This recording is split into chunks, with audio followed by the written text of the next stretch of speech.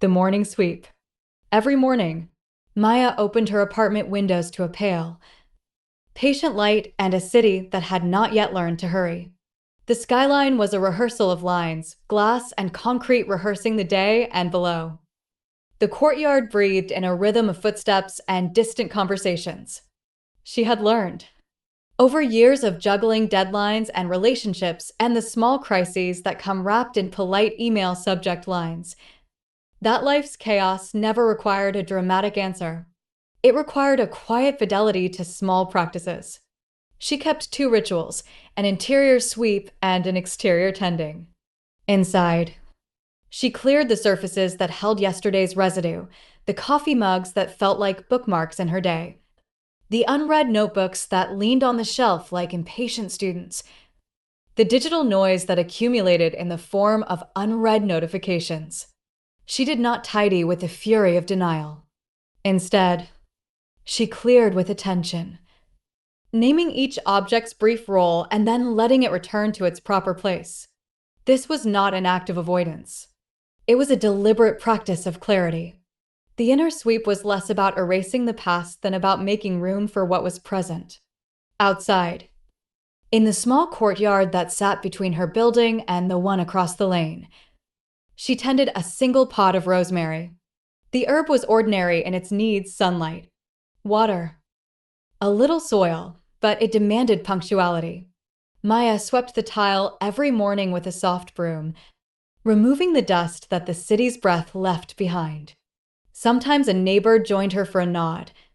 Sometimes the sweep was a conversation with absence.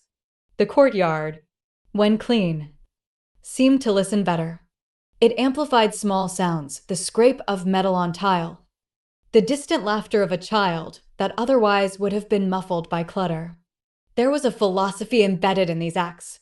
Maya believed that the way one arranges surroundings is a soft architecture for thought. A cluttered desk produces muddled sentences. A crowded mind breeds anxious metaphors. When she swept, she was not only moving dust. She was enforcing an economy of attention, deciding that not every fragment needed equal claim on her focus. In the same way, the daily tending taught her about limits and reciprocity. Rosemary would grow only so far. Sunlight was finite. She could not water away the city's noise. Recognizing boundaries became an act of compassion toward resources, toward others, toward herself. At work, the ritual translated into small protocols. Before any meeting, she opened a blank document and wrote two lines: the core question and the desired outcome. The rest of the meeting was devoted to answering whether the agenda advanced those two lines. Where others brought a theatrical arsenal of side projects and hypothetical crises, Maya brought a scalpel of intention. Her colleagues noticed. She noticed how meetings became shorter, decisions clearer, and how people seemed less exhausted in their faces when they left. There was resistance. Of course, friends teased her for being too ascetic, for conflating neatness with virtue. "What do you do with spontaneity?" they would ask, as if a swept floor and spontaneity could not coexist. Maya laughed and told them about the rosemary. It surprised her with new tendrils every spring, despite the predictability of water and light. The lesson was not that discipline kills wonder. It was that discipline cultivates the conditions in which wonder can appear and be recognized. A mind that is habitually sweeping away debris will notice the small, improbable shoots more readily than one buried under its own detritus. One night, after a particularly taxing week, Maya found herself sitting on the courtyard bench under a sky that had the color of worn denim. A young neighbor, a barista named Julian, carried his guitar and sat beside her. He played a spare melody, not knowing that she had been rehearsing the philosophy of small gestures in her head all week. When he finished, she told him about the morning sweep and the rosemary. He told her about songs that needed silence to be audible. "Maybe you're right," he said. "Maybe the city lets us keep only what we accept responsibility for." Responsibility, Maya thought, was not only about obligation. It was an invitation to possibility. To accept responsibility for a courtyard tile or a loaf of bread or a term paper was to accept a certain fidelity to the world's next small turn. Each chosen act, repeated, became a habit and then an ethic. The small ethics of tending allowed larger work, relationships, projects, dreams to anchor themselves. A friend's call would not be another unfiled task. It would be answered with undivided presence. A manuscript would not be another item on a to-do list. It would receive the steady, patient attention that good writing demands. She also learned to sweep inwardly the way she had once swept outwardly.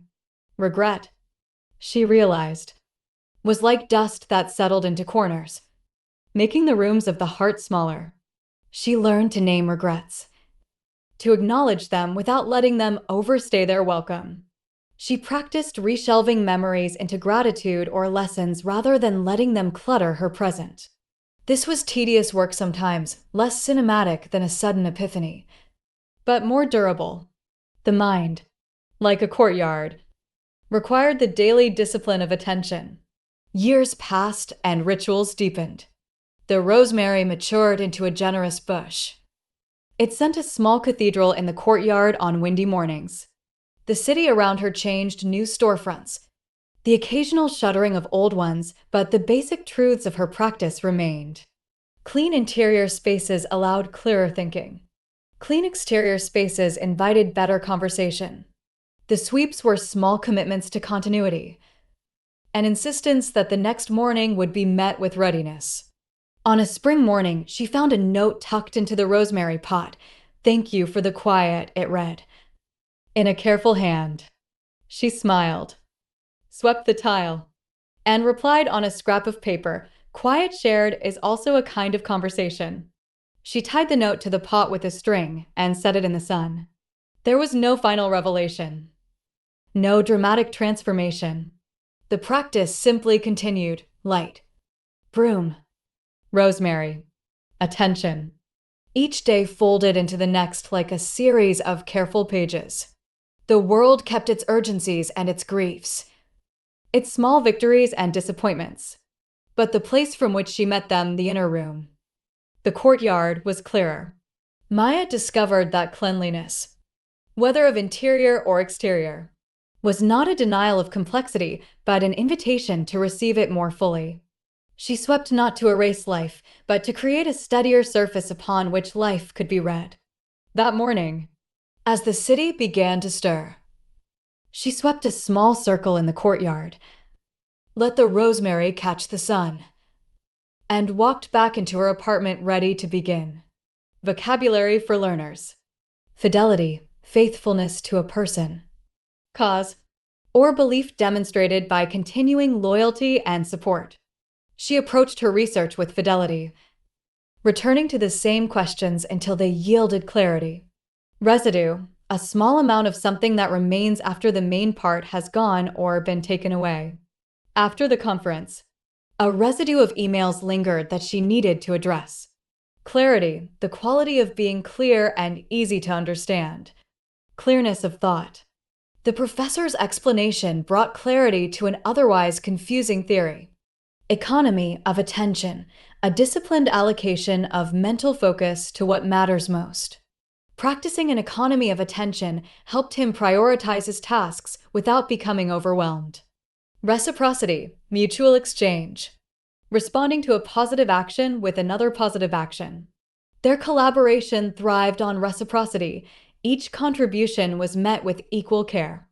Protocol, a formal or established set of rules or procedures. The team followed a simple protocol before each meeting to ensure efficiency. Ascetic, characterized by severe self-discipline and abstention from indulgence, often for spiritual reasons. Her ascetic study habits included long hours and minimal distractions.